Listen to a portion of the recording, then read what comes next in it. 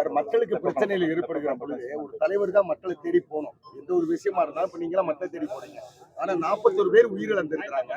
பாதிக்கப்பட்ட குடும்பங்கள் ஒரு தலைவனை தேடி போறாங்க. இந்த அரசியல் எப்படி சார் பாக்குறீங்க? உயிரிழந்திருக்கிறாங்க 41 பேர். அப்படியே அவங்க தான் போய் பாக்குறாங்க.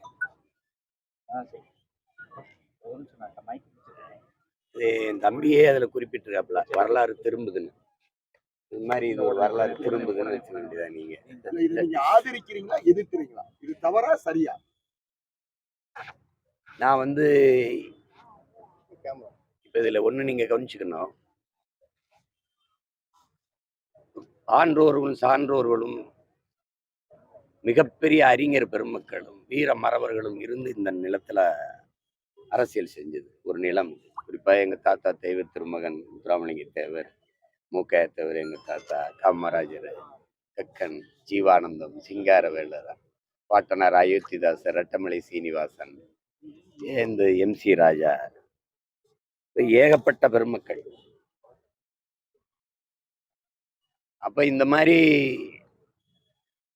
அவர்கள பார்த்து அதுபோல ஒரு நல்ல அரசியல் நாட்டில் உருவாகணும், நல்லாட்சி இந்த நாட்டுக்கு மக்களுக்கு மலரணும்னு நம்ம போராடிக்கிட்டு இருக்கும்போது இது வேற பக்கம் திசை திருப்பி போகுது. இது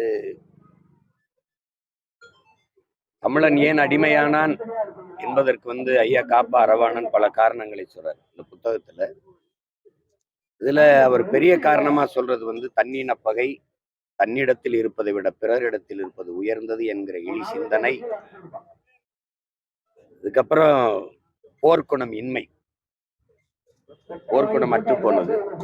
கடைசியா அவர் சொல்ற கொடுமையான காரணம் அளவுக்கு அதிகமான திரைக்கவர்ச்சிங்கிறார். இதெல்லாம் ஒரு அடிமையானதுக்கு பெரிய காரணங்கிறார்.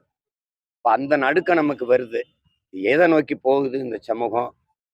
இந்த கல்விங்கிறது அரசியலை கற்பிக்கல. ஏன்னா இது பிரச்சனை என்னன்னா, கல்வியை அரசியலை தாண்டிய கல்வி இங்க ஒண்ணும் இல்லை. அரசியலை கற்பிக்காத கல்வியே இல்லை. நம்மளுடைய கல்வி அறிவையோ ஒழுக்க நெறியோ வளர்க்கிற கல்வி எல்லாமே வியாபாரமா மாறிட்டதுனால வர சிக்கல் இது.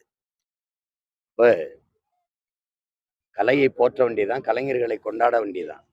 நான் நடிக்கிற ஒன்றே, நடித்தாலே போதும் நாட்டை ஆளுகிற அனைத்து திறமையும் வந்து விடுது, தகுதியும் வந்து விடுதுன்னு ஒரு நாட்டு மக்கள் கருதுவார்களே, ஆனால் அது ரொம்ப கொடுமையான போக்காக மாறிடும். அதை வருங்கால தலைமுறையினர் போக போக போக போக ஒரு சமூகம் அறிவார்ந்த சமூகமாக வளர்ந்து வாழும் தான் நம்ம பார்க்குறோம். ஆனால் அது ஒரு நடுக்கம் வருது. இது எதை நோக்கி செல்லுது? ஏன்னா நீங்க இப்படி பாருங்க, ஒப்பனையை அழித்த உடனேயே அரியணை. நீங்கள் நடிக்கும் போது நோட்டை கொடுப்போம் வாழ்வதற்கு, நடிக்கிறதை நிறுத்திட்டால் நாட்டை கொடுப்போம் ஆள்வதற்கு, அப்படிங்கிற ஒரு கோட்பாடு இருக்கு. பிறகு நிலைப்பாடு, இதை இந்த அறிவார்ந்த தமிழ் சமூகம் ஏற்குதா? உலகத்திற்கு அறிவையே கடன் கொடுத்து கலை, இலக்கியம், பண்பாடு, வேளாண்மை, நாகரிகம் எல்லாவற்றையும் கற்பித்து கொடுத்த உலகில் ஒரு மூத்த இனம் இதை ஏற்குதா? இந்தியாவில் எல்லா மாநிலமும் இருக்கு. இத்தனை மாநிலத்துல எல்லா மாநிலத்திலையும் திரைப்படம் இருக்கு. ஆனா எந்த மாநிலத்தில் இல்லாத விபத்து இங்கேயே தொடர்ந்து நிகழ்தே ஏன்னு பார்க்கணும்ல. அருகில் இருக்க கேரளாவில் இல்லையா திரைப்படம்? அங்கே ஐயா மோகன்லாலோ மம்முட்டியோ இது மாதிரி ஒரு வேலையை செய்ய முடியுமா அப்படின்னு. அப்ப இந்த போக்கிலிருந்து இந்த திரைக்கவர்ச்சியில மூழ்கி கிடக்கிற தமிழ் இளம் தலைமுறையினர் விழிப்புற்று எழணும். அரசியலுங்கிறது வேற, அரசியலுங்கிறது ஒரு வாழ்வியல். அதை நமது முன்னோர்கள் எப்படியெல்லாம் ஈடுபாட்டோடு ஒப்படைப்போடு அரசியல் செய்தார்கள் என்ற வரலாற்றை படித்து வாசித்து தெரிந்து தெளிவு வரணும். இல்லைன்னா பெருஞ்சிக்கலாய் போயிடும். இதை என்னிலும் இளைய என் தம்பி தங்கைகளுக்கு சொல்ல வேண்டியது மூத்தவனா என்னுடைய கடமை. அதனால சொல்றேன், இந்த செயலை தம்பி அவருடைய விருப்பம், அவர் வர வச்சு பார்க்கிறாருங்கிறது அதுல போய் நம்ம கருத்து சொல்லிட்டு முடியாது. அவருடைய நிலைப்பாடு. அப்ப அதுல இப்ப நாங்கெல்லாம் அந்த இடத்தை விட்டு நகர்ந்துருக்க மாட்டோம்.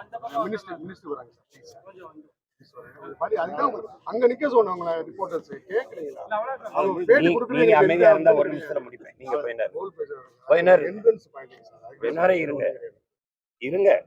நீங்க குறுக்க பேசிட்டு நேரத்தில் நேரம் முடிச்சிருப்பேன். நீங்க பேசுற நேரத்தில் நான் பேச முடியும். அதனால அது அவருடைய விருப்பம். அதுல போய் நம்ம கருத்து சொல்ல முடியாது.